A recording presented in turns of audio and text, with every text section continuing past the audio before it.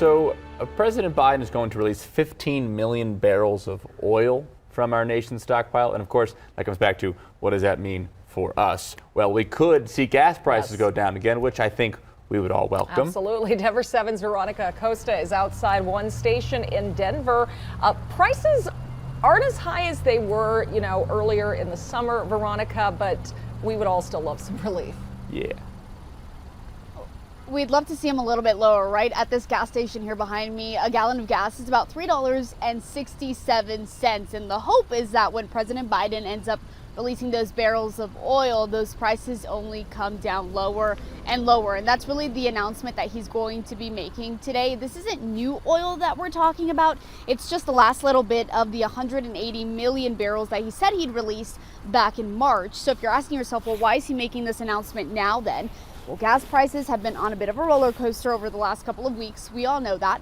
And a new poll on Monday showed fears about inflation and the economy as a whole are really dragging down Democrats' polling numbers. This is with just less than 3 weeks before Election Day.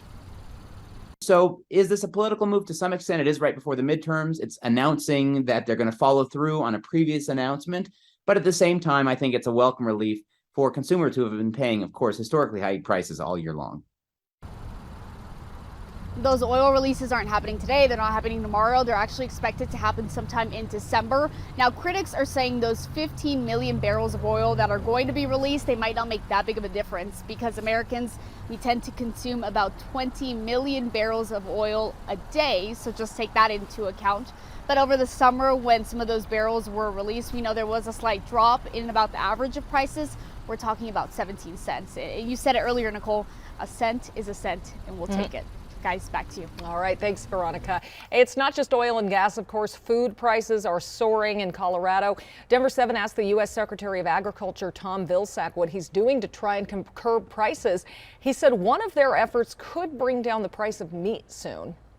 Later this month, early next month, we'll begin the process of doing a series of grants to expand processing capacity for meat and poultry products, which should help over time.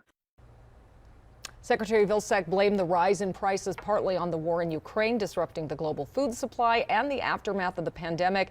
He added the department is providing additional help to low-income families through the SNAP program. And actually, if we take a closer look, the USDA reports more than 34 million people in the U.S. do not have reliable access to affordable, nutritious food.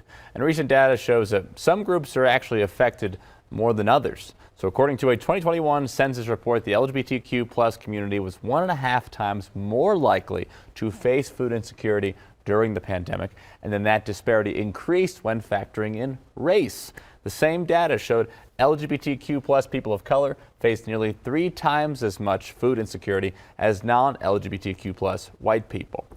A new survey finds not only Americans buying fewer groceries to save money, but they're also spending just a lot less time at the grocery store.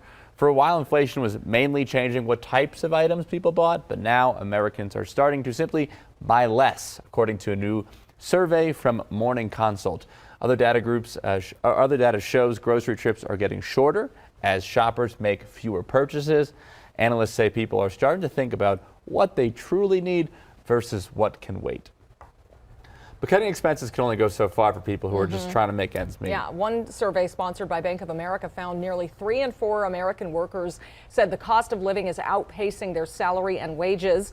21% say they're tapping into emergency savings to pay for bills. 6% are dipping into their 401ks, and 20% are looking for a higher paying job. President Biden says the first bill he'll send to Congress in January will be one to legalize abortion access across the country. And if voters keep Democrats in control of the House and elect enough Democratic senators, he says he'll propose a bill to codify Roe v. Wade. However, polls this week suggest Republicans will flip the House. Well, unfortunately, the Broncos season is still going. I wish we could unplug it and plug it back in, because they could be 5-1 in another world. Start over, yeah. But apparently Russell Wilson, the quarterback who injured his hamstring in the game Monday night, he is now listed as day-to-day. And keep in mind, he is also still recovering from that back muscle injury that is connected to his throwing shoulder. So while Coach Nathaniel Hackett says Russ will do what he can to play Sunday against the Jets, the Broncos have confidence in backup Brett Ripien and practice squad veteran Josh Johnson to take over if needed I mean, they rank last in points per game right now. We should give them a shot, right? Maybe Ripien Sure. has something? Yeah. You know, get a little juice. Try anything, right? Yeah, let's try anything. Well, after the Jets come to Empower Field on Sunday, the Broncos are next, heading across the pond to London to play the Jaguars. They're returning to London for the first time in 12 years, and there's a send-off party tonight for them, a little early, but the British Consul General will be joined by the Broncos cheerleaders, the new team presidents, and state and local leaders. Also, they'll be drinking a signature themed cocktail celebrating the four nations of the UK. Here's the recipe if you want to make it at home. It includes Jawbox gin from Northern Ireland, rhubarb syrup from England, wild elderflower from Scotland, and honey from Wales. You know, whenever I'm out and the drink has elderflower, I'm always like, what does the elderflower yeah, taste I like? It know. sounds nice as a name, but I have no Yeah. idea what it is or what it tastes like. Yeah, no, I know what you mean. Got to try those things. Wembley set up the goalposts already for the game. They tweeted this out earlier this week. And of course, you can watch the game right here on Denver 7 on October 30th. With the time difference, kickoff will be bright and early, 7:30 a.m. our time. And Danny's excited for this. Basketball is back. The Nuggets tip off the season tonight against the Jazz in Utah. Yeah, the Jazz traded away all their best players while they're trying to rebuild. Meanwhile, the Nuggets are at full strength. They got Jamal Murray back. You're looking at right there, the hero of the 2020 playoffs, an all-star caliber guard. He will play his first regular season game since April of 2021 after tearing his ACL. I'm going to be extra locked in, focused, and prepared for that game, prepared for that moment. So yeah, but I'm glad I played preseason and got a chance to feel it out.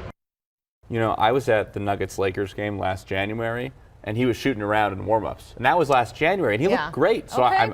I think he should be full Yeah, throttle. several more months and good of to go. recovery. Yeah, all right. Yeah, so if you guys want to see them in their home opener, because the first two games are on the road, that'll be Saturday against the Thunder. Another team in a rebuild right now, so it should be a big